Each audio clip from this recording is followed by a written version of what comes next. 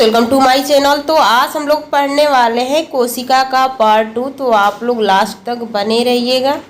देखिए, इसमें कोशिका जीव कोशिका द्वारा बना होता है। इसमें आप देख सकते हैं एक कोशिकीय यानी यूनिसेलुलर, यानी जैसे अमीबा हो गया, पैरामीशियम हो गया, ये सब एक कोशिकीय जीव होते हैं। और अक्सर करके जो एक कोशिकीय जीव होते हैं उसमें अलैंगिक जनन होता है, यानी अगर मादा है या नर है तो दोनों अलग अलग रहेंगे, अपने शरीर से ही अपने संतान की उत्पत्ति कर देते हैं। बहुकोशिकीय जीव यानी मल्टीपलर सेलुलर में क्या होता है कि जैसे मनुष्य, गाय, कुत्ता, कीड़े, नहीं बहुकोशिकीय मतलब जैसे ये एक कोशिकीय हो गया, और बहुकोशिकीय का मतलब कि बहुत सारे कोशिकाओं से मिलकर एक जीव का निर्माण होता है। आगे देखिए इसमें क्या कहा गया है, सभी जीव कोशिकाओं के बने होते हैं। यहाँ पे देखिए, यहाँ पे कोशिका सेल वाल होता है जो पौधों में होता है। उसके बाद कोशिका झिल्ली यानी उच्च पौधे और जंतु दोनों में होता है।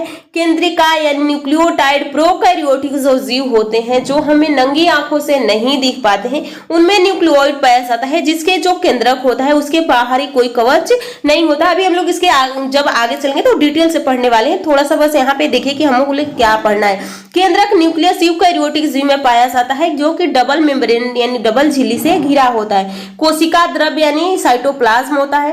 अब देखिए इसमें कोशिकांग के बारे में आप लोग को पढ़ना है। यहाँ पे आप देख सकते हैं एंडोप्लाज्मिक रेटिकुलम, गोल्जी अपरेटर्स, या उसके बाद लाइसोसोम, माइटोकॉन्ड्रिया, वैक्यूल्स, प्लास्टिड और इन प्लांट, उसके बाद सेंट्रियोल्स और एनिमल्स। यहाँ पे जो एंडोप्लाज्मिक रेटिकुलम होता है दो प्रकार का होता है, एक रफ एंडोप्लाज्मिक रेटिकुलम होता है, एक स्मूथ एंडोप्लाज्मिक रेटिकुलम होता है। तो चलिए हम लोग एक एक करके देखते हैं। यहाँ पे पहले कोशिका के बारे में आप समझ लीजिए कि होता क्या है। तो देखिए यहाँ पे एक कोशिका है, ठीक, यहाँ पे कोशिका, इसके बाहर एक आप देख सकते हैं झिल्ली हो गया जिसको हम बोलते हैं सेल वाल, और ये है आप लोग का सेल मेम्ब्रेन, यानी ये है कोशिका भित्ति, ये है कोशिका झिल्ली। जो कोशिका भित्ति होती है ये सेलुलोज की बनी होती है। जो कोशिका झिल्ली होती है ये वसा, प्रोटीन्स और कुछ कार्बोहाइड्रेट से बना होता है, यानी फास्फोलिपिड्स की बनी होती है। और यहाँ पे आप देख सकते हैं कि जो सेल वाल होता है केवल प्लांट में पाया जाता है। जो प्लांट का बाहरी कवर होता है उसको सेल वाल यानी कोशिका भित्ति कहते हैं, जो कि एनिमल के शरीर में कोशिका भित्ति नहीं पाया जाता है। तो यहाँ पे क्वेश्चन पूछ लिया जाता है कि जो एनिमल है और प्लांट है उसको अलग कौन करता है, तो कोशिका भित्ति करती है। अभी आगे सब हम लोग कोशिकांग के बारे में पढ़ेंगे तो बहुत सारे डिफरेंट है जो कि प्लांट में पाए जाते हैं, एनिमल में नहीं, जो एनिमल में पाए जाएंगे प्लांट में नहीं पाए जाएंगे। अब देखिए यहाँ पे बीचों बीच में न्यूक्लियस होता है, लाइसोसोम होता है, यहाँ पे राइबोसोम होता है, गोल्जी बॉडी होता है, उसके बाद यहाँ पे सेंट्रोसोम होता है, उसके बाद एंडोप्लाज्मिक रेटिकुलम होता है।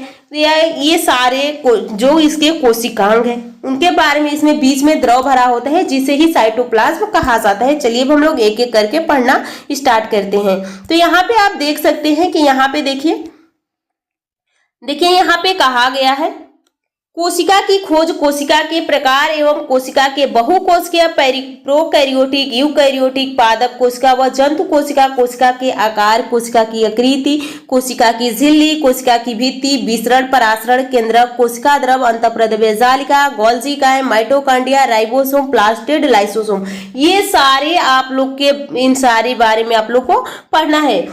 यहाँ पे थोड़ा सा देख लीजिए कि कोशिका की खोज किसने किया था। तो देखिए कोशिका को सर्वप्रथम देखा किसने जीवित कोशिका की खोज की, किसने मृत कोशिका की खोज की, सबसे बड़ी कोशिका, क्योंकि ये थोड़ा सा पॉइंट वाला है तो आप नोट करते हुए चलिएगा। तो यहाँ पे हम लोग देख लेते हैं। देखिए यहाँ पे आप लोग का कोशिका की खोज किसने किया।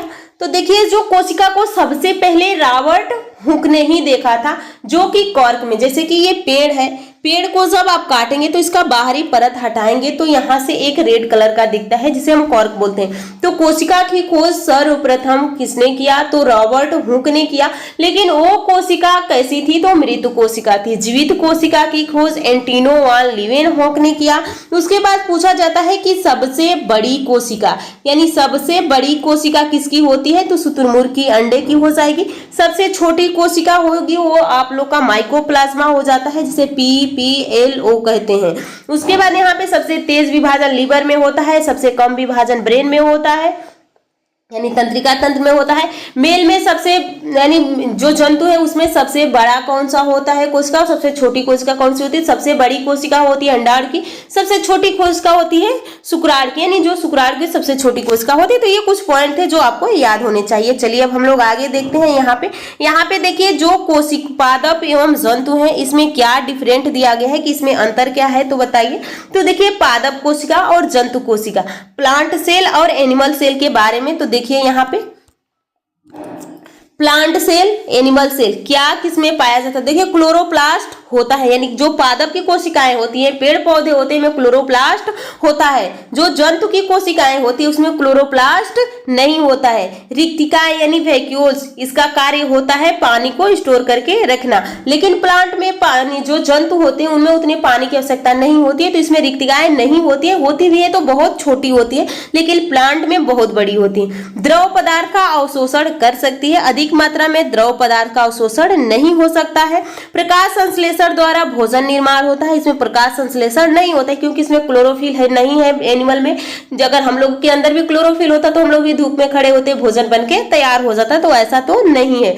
यहाँ पे कोशिका भित्ति सेलुलोज की बनी होती है, इसकी कोशिका भित्ति नहीं होती है। इसमें लाइसोसोम होता है पर इसमें लाइसोसोम नहीं होता है। अब देखिए दोनों में कॉमन क्या है, तो इनमें दोनों में केंद्रक होगा। यूकैरियोटिक आकार की कोशिका होती है, यानी यूकैरियोटिक जिसको हम नंगी आंखों से देख सकते हैं। इसमें माइटोकॉन्ड्रिया दोनों में होगा क्योंकि दोनों को प्रोटीन की आवश्यकता, ऊर्जा की आवश्यकता है। तो ये आप लोग के कुछ डिफरेंट थे।